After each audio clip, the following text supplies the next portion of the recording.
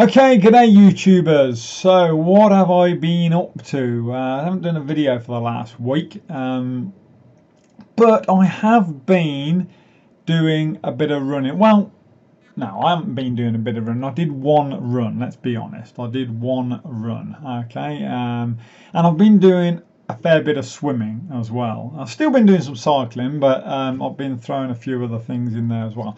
Only reason I decided to go for a run was I spoke to my brother-in-law the other day, Roger, and he is a triathlete. So he does triathlons, and he's a very good runner. And he's explained to me the other day that maybe I'm landing incorrectly on my feet. So I decided to go out for a run. Because when I normally go for a run, I get major knee pain. I don't just mean a little bit of soreness around the knee. I mean full on. It feels like my knee is literally going to snap. And I've always, look, I've not ever been a massive runner, a fan of running. It is high impact, but I do like the idea of being able to go for a quick 4 or 5k run, just because it's just quick and easy sometimes. If it's raining and the weather's not that good, you don't have much time, you can just quickly throw your running shoes on and down the road. It's good cardio, it's a good bit of exercise. So it's the only reason really I'd like to do it.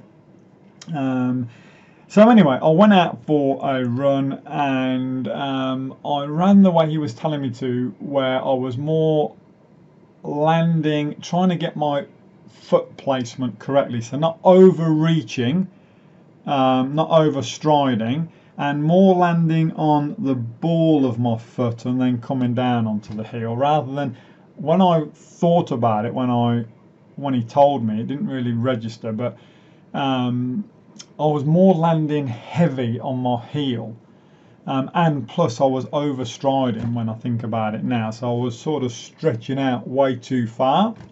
So I've shortened that stride, and I've more practice now landing on the heel of my foot for this run. That was a 4k run, and I only ran 3 kilometers of it, but I have to say, by adjusting that stride length and landing more on the ball of the foot rather than smashing down on the heel, I had no knee pain, none, zilch. And normally when I'm out for a run, I would do about a kilometer, and I'm not kidding you, my knees would be shot. So if you're thinking about giving some running a go again, you want to mix it up a little bit, maybe you want to get into a try. I don't want to do a try. My brother-in-law keeps trying to tell me to get into doing a try, but I don't want to do tries. Although it may seem I'm going down that track because I'm doing a bit of swimming, I'm now going to try and get a couple of runs in a week, and obviously I do a lot of cycling. But I ain't going to do a try, I can assure you. Tries just aren't my thing, although I do just like to be able to do the other disciplines, because I enjoy a swim, and I don't mind having the odd run, as I said before, just as a bit of exercise if I can't get out on the bike. So not going to happen for me. But it does make a difference if you get that technique right, and I guess it's like everything, it's the same with cycling, you know. I go on about get your pedal technique right, and I tell you now, in cycling, if you can get that pedal technique right, where you're scraping back and you're lifting and scraping back and pushing down, it really does make a hell of a difference. And I find it makes a big difference for me, especially on the hills. Okay, you can put out more consistent power if you get that pedal technique right. And it's the same with running. If you get your stride and the technique right, and then I've only just started this, so I mean it's all new to me, this getting the technique right with the running, so you'll have to bear with me. But I will take my camera out with me next time I go for a run, and we'll see how I go and how I feel during the run. But normally, as I say, after a kilometre, bang, my knees are shot, and I'm not kidding you, it feels like someone's just going to get my leg and just snap and just crack my knees. That's how bad it is. I did walk back the last kilometre of this 4k run purely because I could start to feel my calf muscles tightening, and I was going out on a 70k ride the next day, and I didn't want to have my calf muscles aching too badly, although they are sore still. I've got to say, they are sore still, and I was walking a bit oddly for a few days, and that's just because I hadn't done a run for over a year, and then all of a sudden, bang, went out and did a run, and using completely different part of the leg muscles when you're running as opposed to cycling, and you know, I got a bit of a sore calf, but it will go. I mean, it's sat and easing up a lot more now. I can feel it. Still a bit sore, but nothing major. Nothing like what it was a few days ago. So anyway, that is what I've been up to. I'm going to try and get a couple of runs in a week, and I've been swimming. I've been doing a fair bit of swimming. I'm going to get myself one of those watches that will record your lap time and all the rest of it, and also do your runs as well. Rather than I'll just use my iPhone at the minute to do my runs, but obviously you can't do your iPhone when you're swimming. You can't strap it to your wrist, can you? Do all this. But anyway, I'll get one of those watches if I continue doing. The reason why I've been doing some swimming is my daughter is in the school swim team, and she's got a carnival on this Friday.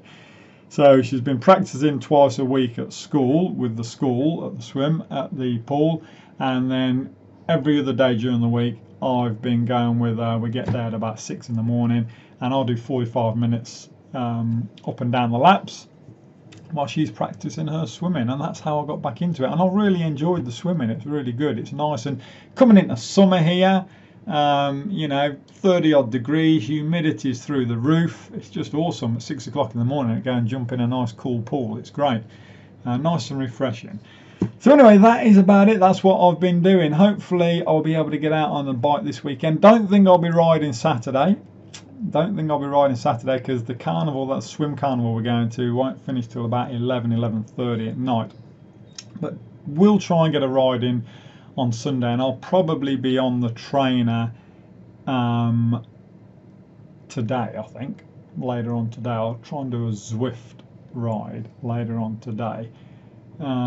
But apart from that, that's it. So if you want to try and get into your running, rather than going out and buying a big expensive fancy shoes like the ones I've got, $300 odd for a set of running shoes, really practice your technique, because at the end of the day it is all about your technique, isn't it? So try and do a research, do a bit of a search on YouTube and have a look. And it's true what my brother-in-law said to me, it is about foot placement, not overstriding, and landing correctly. You know, it doesn't really matter too much if you're landing on the heel or the ball, from what some experts have said, but I just found for me it was a lot more comfortable landing more on the ball of the foot and then coming down onto the heel, so that impact doesn't go shaking up through your body. And you just try it, get out in the garden or just wherever you are, and jump and land flat on your feet, and you'll just find it shudders right through your body. But then try it obviously jumping and landing on your balls of your feet, and you'll find a big difference. So give it a go. Don't give up on the running just yet. I almost gave up on it. I almost just put it to bed and thought, nah, I'm not going to do it. And then I spoke to my brother-in-law the other day, and after I had a chat with him on Skype, I said, right, I'm going to go for a run now. You can see it on Strava. Go and have a look at my Strava account. You'll see it there. No major time or anything, but I thought I'd go out and give it a go. And I have to say, I had zero knee pain after that run.